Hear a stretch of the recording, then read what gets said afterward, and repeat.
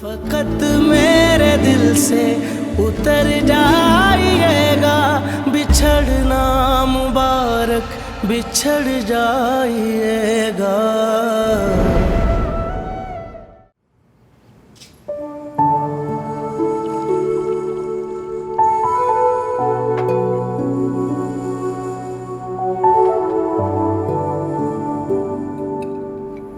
بابا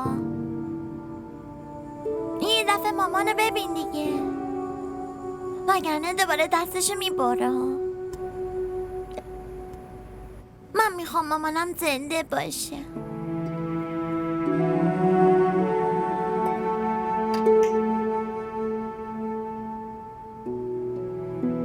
بابا صبونتو بخور. من همین جوری گفتم، عصبانی نشو. نه صابونم رو خوردم.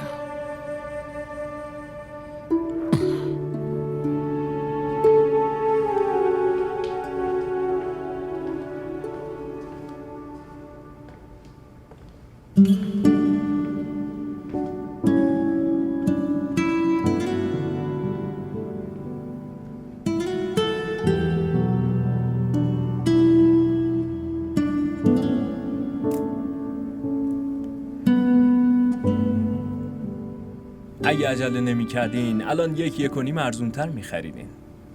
اگه دیرتر می اومدین 1.5 بیشتر می دادم. ممنون.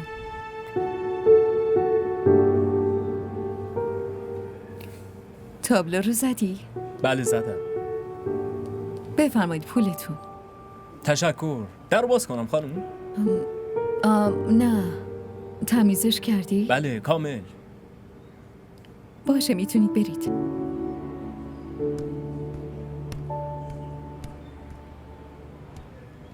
بابا باید اینو بفرستیمش مدرسه دیگه. عین کله پوکا کل روزو داره کارتون میبینه. حرفت زشته بابا. ببین داره انگلیسی هم حرف میزنه. خیلی خوبه پاپا. روز خوبی داشته باشی.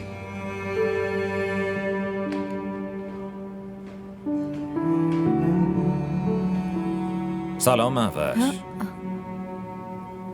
شنیدم خونه رو خریدی؟ آره. اون وقت این اختر احمد کیه؟ بابای دانیال. بفرمایید یه چایی با هم بخوریم. نه من ازدواج کردم دیگه تنها نیستم. وقتی اومدم اینجا بمونم یم چاییم میخورم. آقا دانیال نمیاد؟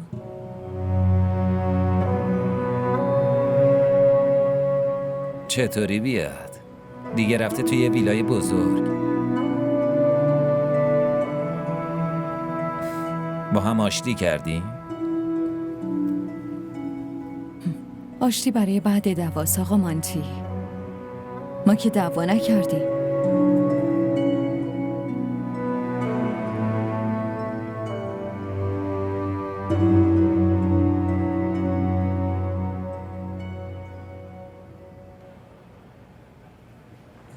سلام. سلام.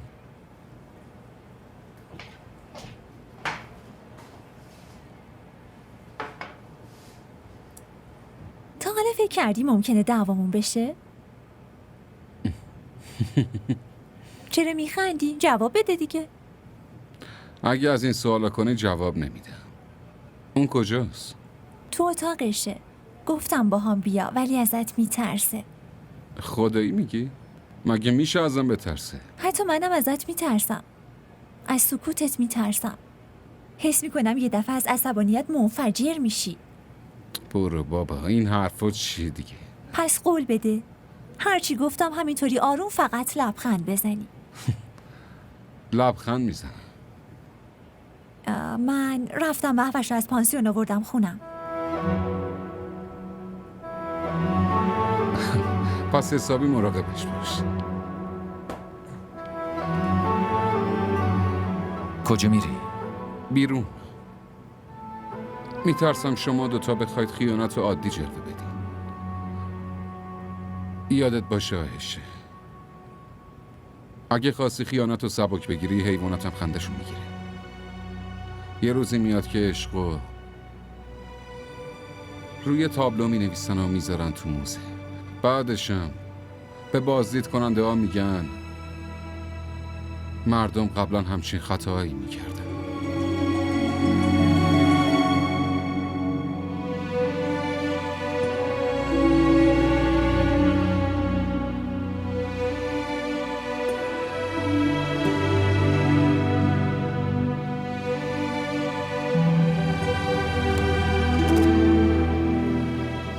خیلی بی‌معرفتی. نه دلت تنگ میشه نه زنگ میزنی. دلم تنگ میشه ولی زنگ نمیزنم.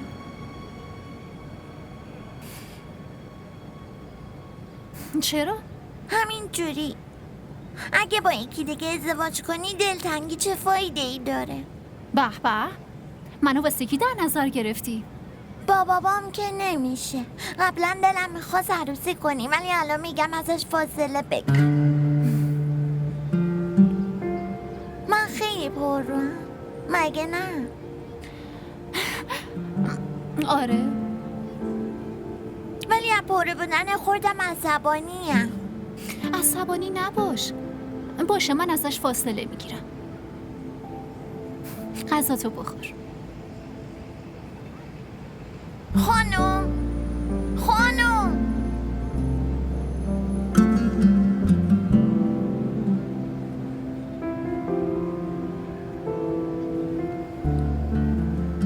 چی گفتش؟ گفتش مراقبش باش. بعدم پا شد رفت. کجا رفت؟ بیرون دفترش. گفت از شما دوتا میترسم. میترسم یعنی چی؟ حالا آروم باش. خودش خوب میشه. بگو دیگه آیشه، از چی ترسید؟ حس کرد میخوایم خیانت و عادی جلوه بدیم.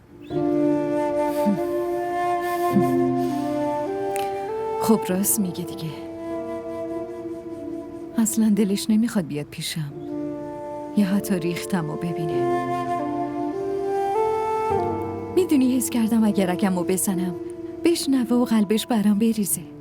بیمارستانم که اومد حس کردم قلبش ریخته. ولی وقتی که رفت فهمیدم اون بود که قلبمو به هم ریخته. پس نمیخواد با این خیال بمیری. فکر نکنم بخواد بیاد ببینتت.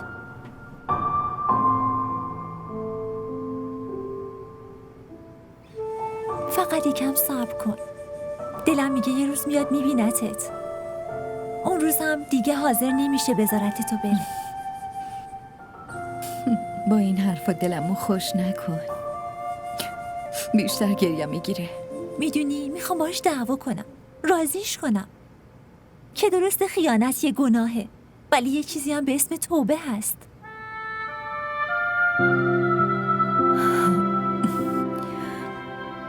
امروز اون خونه رو خریدم. کدوم خونه؟ همون که توش زندگی میکردی.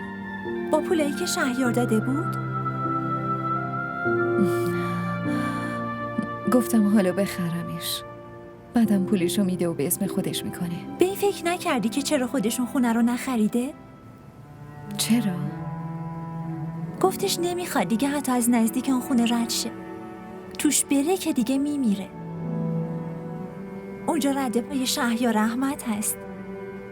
جایی که رده پای خیانت کارا باشه بوی تعفن میده.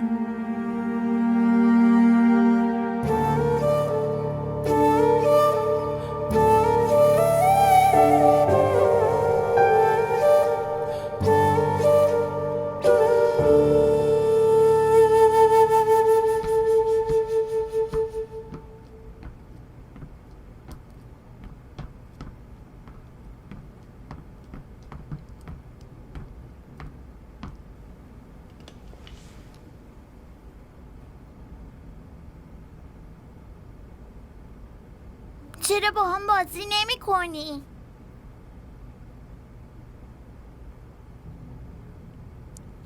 این چه سوالی؟ از وقتی پولدار شدی عوض شدی بابا. بدجنس. معلممو میبینی نه؟ راحت باش، من رفیقتم. نه رفیق، نه میبینمش نه کاری باهاش دارم. میدونی بهت افتخار میکنم بابا. داری دروغ میگی. لطفا نکن. میدونی چرا؟ چرا؟ یه چیزی تو دلش هست. حواست هست چند سالته؟ آره. حیا کن.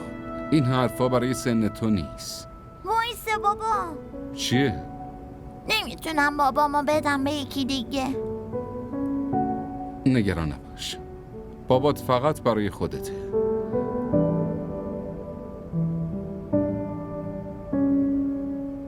راستی خیلی خوب بازی میکنی. منو سوزوندی. میدونی چرا؟ چرا؟ چون شما نمیخوای منو بسوزونی. شام همو میبینین؟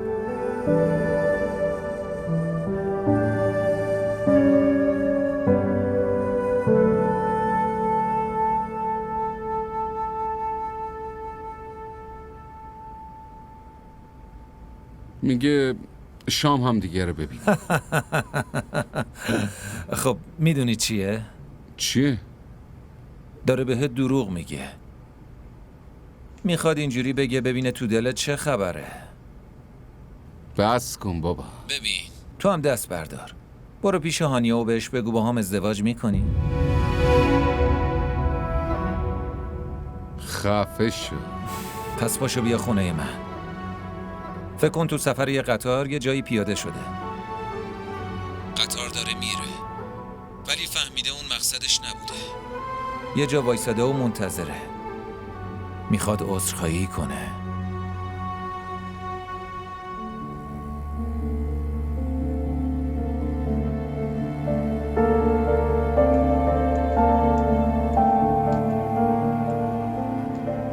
قطع کرد؟ آره.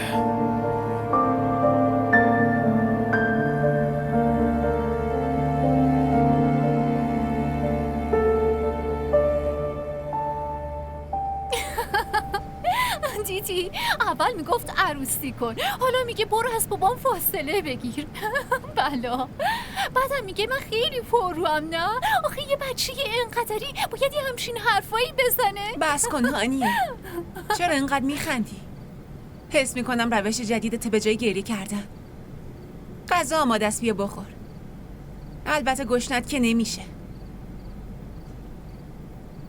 وایسا.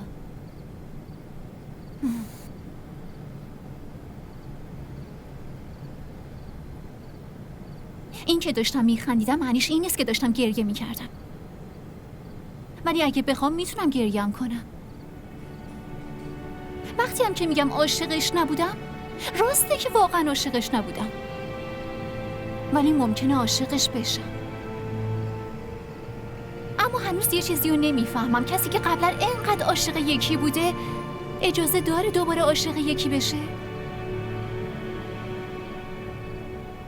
ولی اگه اجازه هم داره چرا نمیخواد این عشقو به یکی دیگه بده ها؟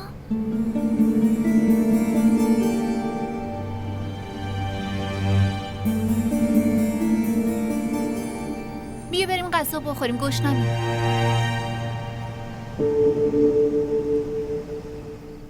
طلاق چطوریه مامان؟ یعنی مامان بابا دیگه دوست نیستن؟ مامان میذاره و میره؟ خب بعدش چی میشه؟ نپرس روحان، نمیتونی درک کنی. برام توضیح بده مامان.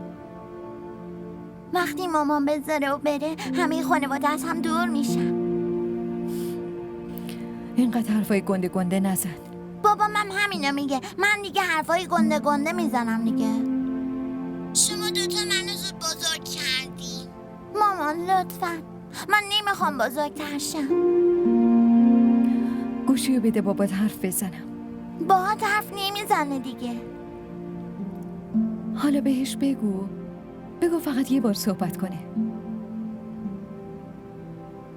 غذا نمیخوری؟ دارم با مامان حرف میزنم.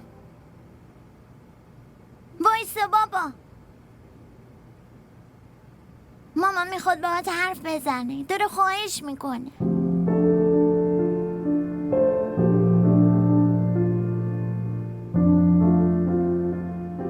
با عصبانیت نگام کرد و رفت.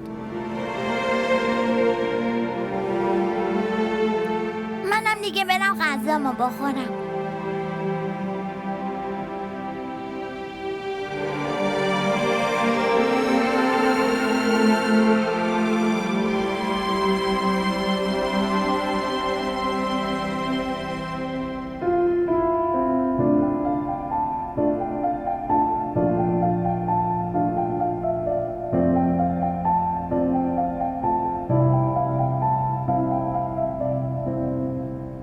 به مامانت زنگ بزن.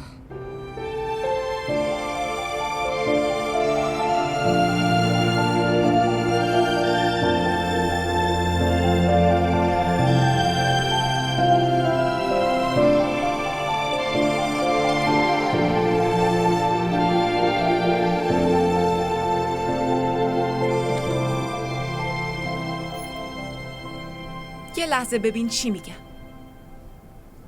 اگه بهش نرسیدی یادت باشه، خیلی یادت میفته. مردا هم بعدشون میاد که با یکی دیگه ازدواج کنن ولی حواسشون به یکی دیگه باشه. انگار خیلی دلت براش میره. نه بابا، عاشق این شدم که تو دلت میره. مامان میگفت وقتی یه دختری همش اسم یکی رو بیاره و بگه ازش بدم میاد، در واقع ازش خوشش میاد. وقتی هم یکی مثل تو میگه همه چی تمومه، در واقع میخواد هیچی تموم نشه و یه کاری انجام بده.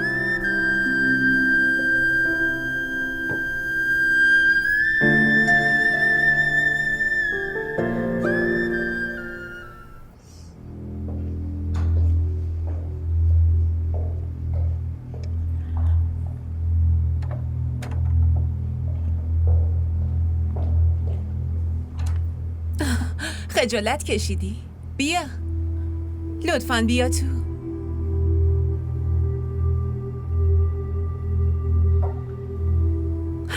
صدا بزن. کیو؟ آقا دیوانو میگم. همیشه وقتی میومدی خونه صداش میکردی. آقا دیوان، آقا دیوان. نیومد که. آره نمیاد. زنش تاب داره، گفت شب همونجا میمونه پیشش. ولی تو که برگشتی گفتم غرورتو بهت برگردونم. کسی چه بیاد چه نیاد، تو صدا بزن. راستشو بگو، عاشقم شدی یا دلت برام میسوزه؟ بیا میگم، بیا دیگه.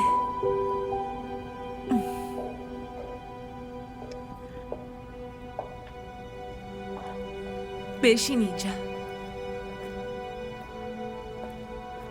بگیر بشین دیگه.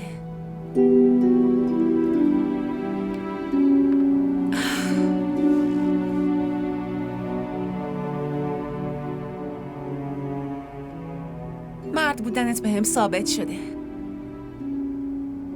مامانم میگفت خدا زن و مرد و با هم جفت آفریده. اگه از یکی جدا بشی باید به یکی دیگه نزدیک شی. منم فکر کردم از تو جدا بشم و به یه مرد دیگه نزدیک بشم. خب تو بدی دیگه. بزن دیگه. شنیدم یه شب حسابی بر مهوش پیانو زدی، تا دیر وقتم باش میرقصیدی. الانم همون نوتو بزن. مهوشو فراموش کن. مگه تو فراموشش کردی؟ فراموشش کردم. دروغه. یادش بیفت تا بتونی فراموشش کنی. برای اینکه کسی رو فراموش کنی باید یادش بیفتی.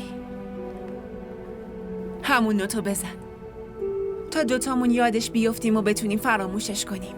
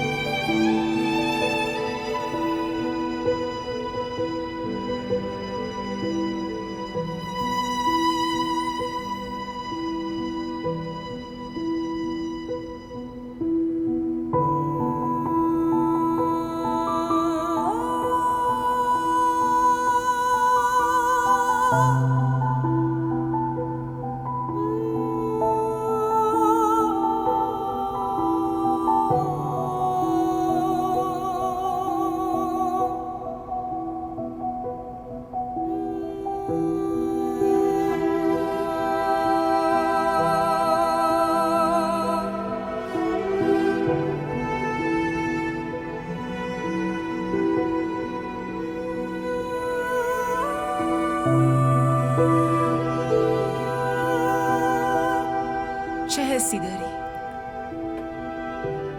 خیلی خوب. چرا؟ دارم باهات میرقصم. برای رقص نیست. به خاطر این از پشت میله های زندان آزاد شدی. چیزایی از دست رفتت و دوباره داری.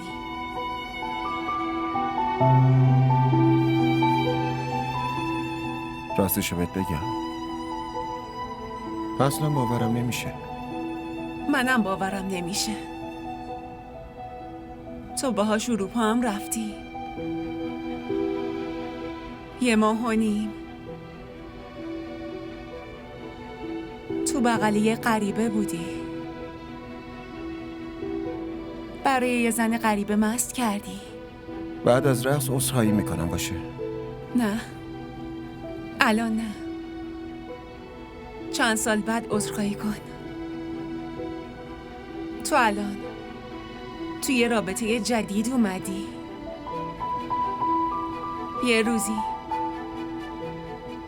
وقتی داشتی میرفتی صدات میکنم، بهت میگم من بخشیدمت شهریار.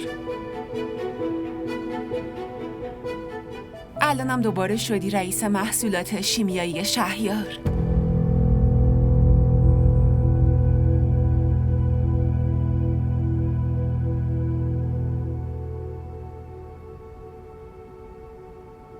تا وقتی تو زندان بودی نمیتونستی رئیسمون باشی، ولی از فردا رو صندلی همون اتاقی میشینی که موقع کار دیدم تو به دل باختم و بعدش هم حسابی عاشقت شدم.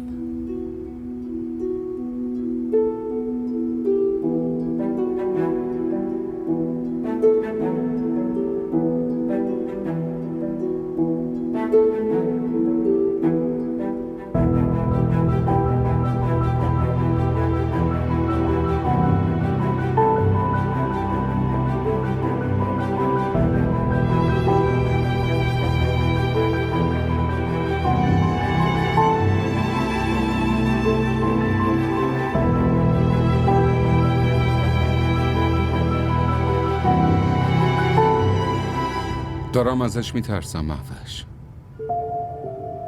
میخواد منو از پا دراره. داره میگه از طلاق خیلی ناراحته و میپرسه چرا آشتی نمی کنید؟ آره چرا آشتی نمی کنی؟ چرا حرفشو گوش نمیدی؟ اصلا خیلی خوب، بیا الکی آشتی کنیم. یه جای گوشه خونت بهم بده و ما برای دلخوشیش با هم غذا میخوریم، بهش غذا میدیم، اینطوری نشون میدیم جدا نشدیم.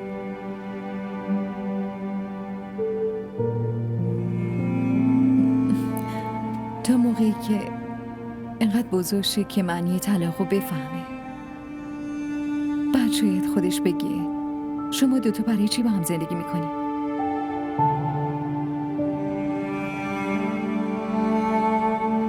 داری گوش میدی؟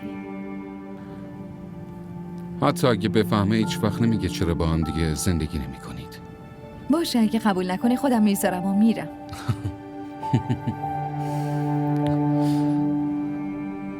داری میخندی؟ گفتی میذاری و میری، برای همین. خوب بلدی بذاری بری. کاش یه بار دیگه این حرفو بزنی تا با شنیدنش جون از تنم بره. ببین اشک تو چشام جمع شده، ولی دوست ندارم به خاطر تو گریه کنم.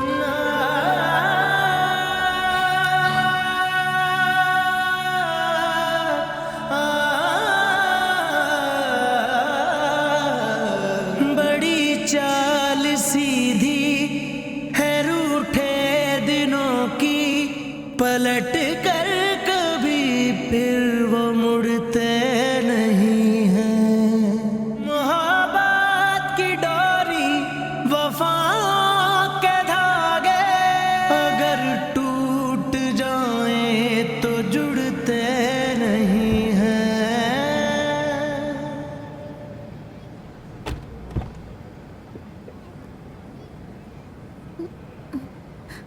بابا.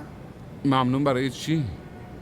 اومدی رسوندی مدرسه بعد یه ماه. خوشحال باش پسرم، دیگه هر روز میام. اینو که گفتی خودت بیشتر خوشحال شدی. برو. خداحافظ بابا. خداحافظ. درم ببند. سلام خانم.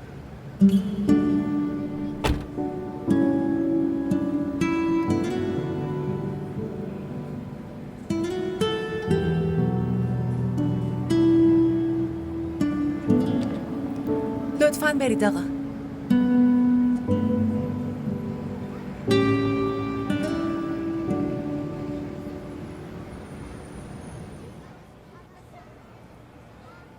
بابام دیگه هر روز میاد. قبلا رانندم و منو میرسوند اینجا.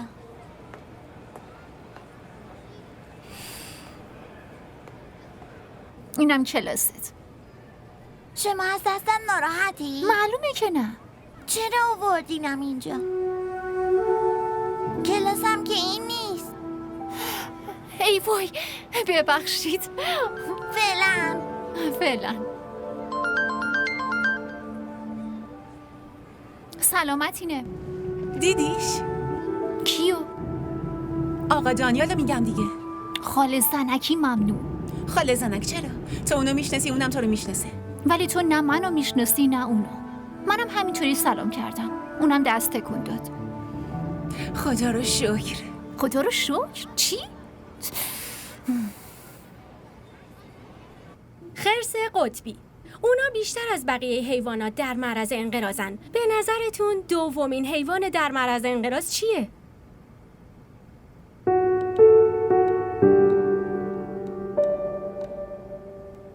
روحام، سر کلاسی؟ نه نیستم. ببخشید. مشکلی پیش اومده؟ بله، ولی دارم به راه حلش فکر میکنم. تو؟ بله. بعد از کلاس فکر کن. باشه چشم خانم. خب داشتم چی میگفتم؟ داشتید میگفتید که خرسای قطبی در معرض انقراضن. درسته. حالا؟ میدونی حتی نمیتونم تو چشاش نگاه کنم. حس میکنم دارم پدرمو میبینم. باور کن خیلی از بابام میترسیدم. سر یه اشتباه کوچیک از دستم عصبانی میشد. میگفت الان دارم با محبت بهت میگم. یکم که نصیحت میکرد میگفت کی آدم میشی. خب کجاش جدیده؟ امروز بعد چند وقت آوردمش مدرسه. وقتی داشت میرفت گفت بابا ممنونم. خب چیه مگه؟ منم میخوام بفهمم خب چیه مگه. بابام هم همین مشکلش بود. وقتی میگفت ممنون انگار داشت فحش میداد. از ماشین که پیاده شد هانیه رسید. هانیه که سلام کرد نمیدونه چه جوری داشت نگاش میکرد. یکم من و یکم اون. چطوری نگاش میکرد؟ همین دیگه. یه جوری که انگار بابام نگاه میکنه. انگار من دارم میرم سر کار بذارمش. بابا تو ول کن. این که نگاه میکرده معنیش اینه که از همه چی خبر داره. از چی خبر داره؟ یعنی یه چیزی دیده دیگه.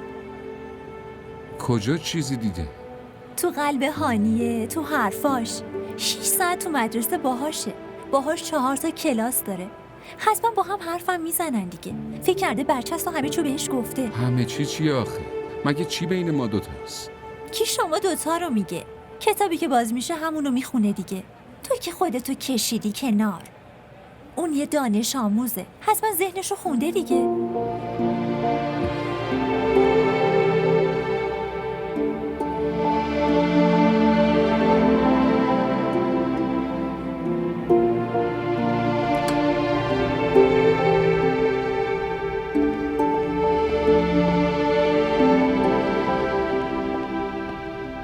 لطیفی چای بیار. سلام بابا، عصر بخیر. عصر بخیر. جایی داری میری؟ بله، دارم میرم هانیه رو ببینم. چرا؟ هیچی، همینجوری گفتم ببینمش. کجا ببینیش؟ خونه‌شون دیگه. پس کجا؟ از من که اجازه نگرفتی؟ اشتباه از منه. باشه حالا میشه برم؟ منم بیام؟ بابا بس دیگه، شما بیاین شک میکنه. به کی؟ شکی دیگه بابا، ممکنه به منم شک کنه. برم؟ شما همه میبینیم. خداحافظ. خداحافظ.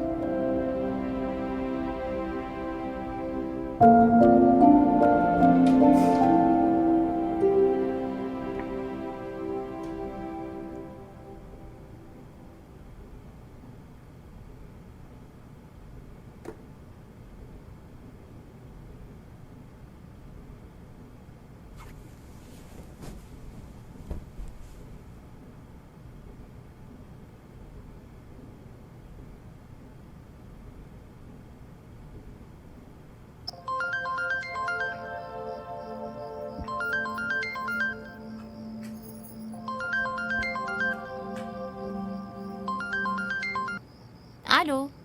سلام. من دانیالم. بفرمایید. شما روحامو دعوت کردین؟ نه من دعوت نکردم. بهم زنگ زد گفت دارم میام، منم گفتم باشه بیا. نپرسیدین چرا داره میاد؟ چرا؟ برای چی باید بپرسم؟ شما هم اومده بودین. مگه پرسیدم برای چی دارین میایین؟ نه منظوری نداشتم. فقط نگرانش بودم همین. حرفای جدیدی میزنه. به هر حال ببینید. بله. چه حرفای جدیدی میزنه؟ یعنی خب خیلی دقیق نمیتونم بگم. نگران نباشید، من معلم اونم، نه اون معلم من. مراقبشم. باش بفرستیدش. ممنون. حتما. خداحافظ.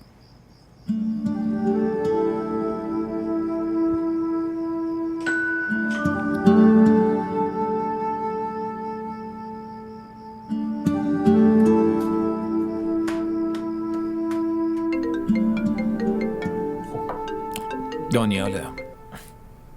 بله. چه خبره سلمان؟ چه خبره؟ روحام دیگه رفیق یه جوری با عجله رفت هانیه رو ببینه انگار از منم اجازه نگرفت. شک کردی بهش؟ چرا داری مزخرف میگی؟ رفته خواستگاریش دیگه. خب دارم جدی میگم سلمان. غذامو بخورم بعد مفصل میشینیم با هم صحبت میکنیم، بعد میگم برای چی رفتم. خفه نشی تو. فهمیدی چی شد؟ برای چی بهم زنگ زده بود؟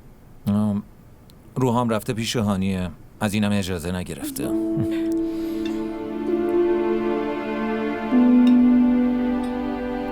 ببخشید.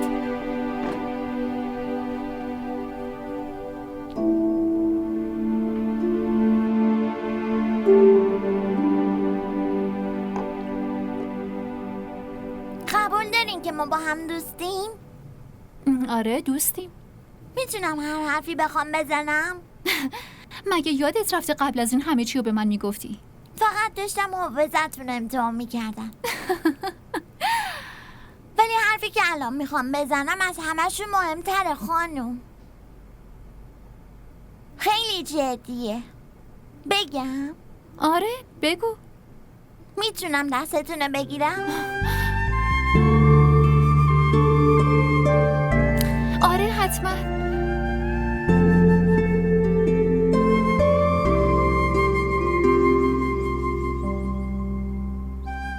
از روی صندلی بلند شید دیگه.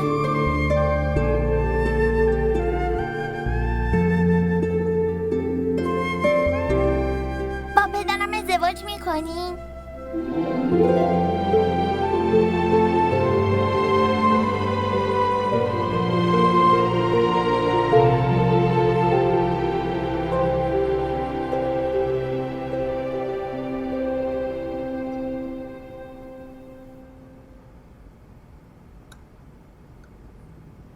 شام نخوردی؟ بیا اینجا ببینم. از کی تا الان منتظرتم. نه شام نخوردم. قول داده بودم با هم غذا بخوریم. پسر خوب.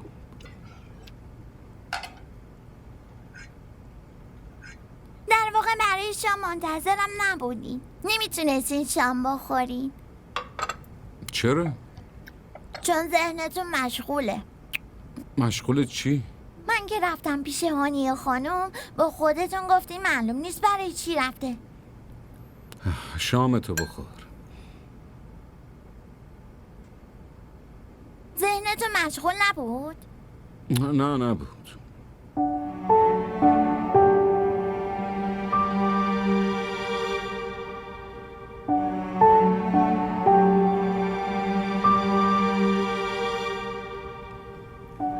برای چی رفته بودی؟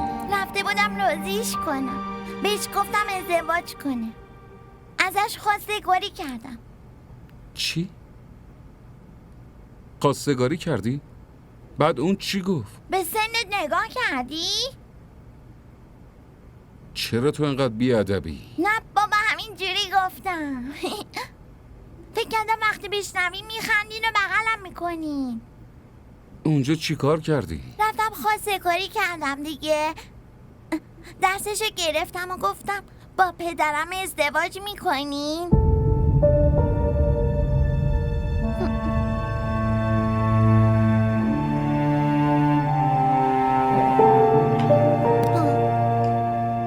بابا غذا نخوردی؟ ناراحت شدی ازم؟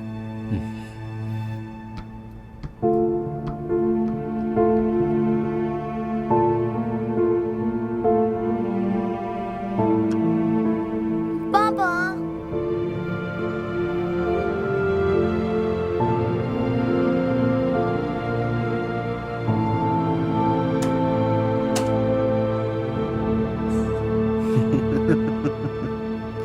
دارین میخندین؟ فکر کردم ناراحت شدین. نه اصلا خیلی هم خوشحالم. خیلی خوشم میاد که انقدر زندگیمو بامزه کردی. داری شوخی میکنی؟ نه بابا، نظرمو گفتم. برو به مامانت زنگ بزن و بهش بگو برای بابا دختر پیدا کردم. الانم میخوام براش عروسی بگیرم. بشنوه خوشحال میشه. صورتتو میبوسه. نه خوشحال نمیشه، گریه میکنه، حتی میگه آفرین ماشاءالله بهت رام. خب برو بهش بگو دیگه، بهت بگه آفرین. بهم گفت، حرف زدیم، تو را بهم زنگ زد، گفت برو از بابات بپرس.